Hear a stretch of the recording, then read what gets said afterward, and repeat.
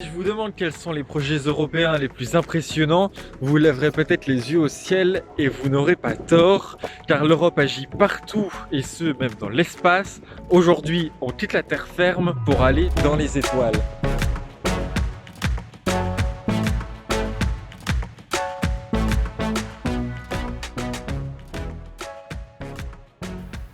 On commence avec Galileo, un service mondial de radionavigation par satellite, autrement dit la version européenne du GPS qui est lui américain, en préparation depuis 1999 et effectivement entré en fonction depuis 2016.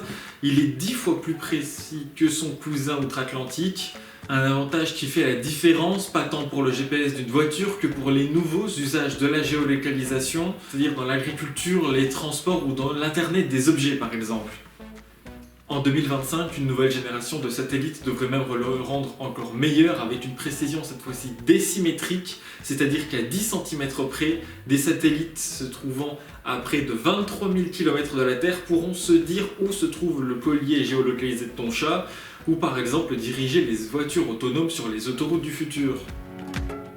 L'autre grand projet spatial de l'UE s'appelle Copernicus et est lui dédié à l'observation de notre planète grâce à des satellites appelés Sentinelles, donne des données précieuses dans deux domaines principalement.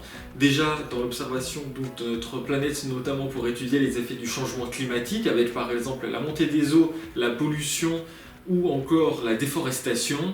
Mais Copernicus sert également dans le domaine de la sécurité, pour surveiller les transports maritimes et ferroviaires, mais aussi pour donner des images satellites à la sécurité civile, pour les zones touchées par des inondations ou des séismes par exemple.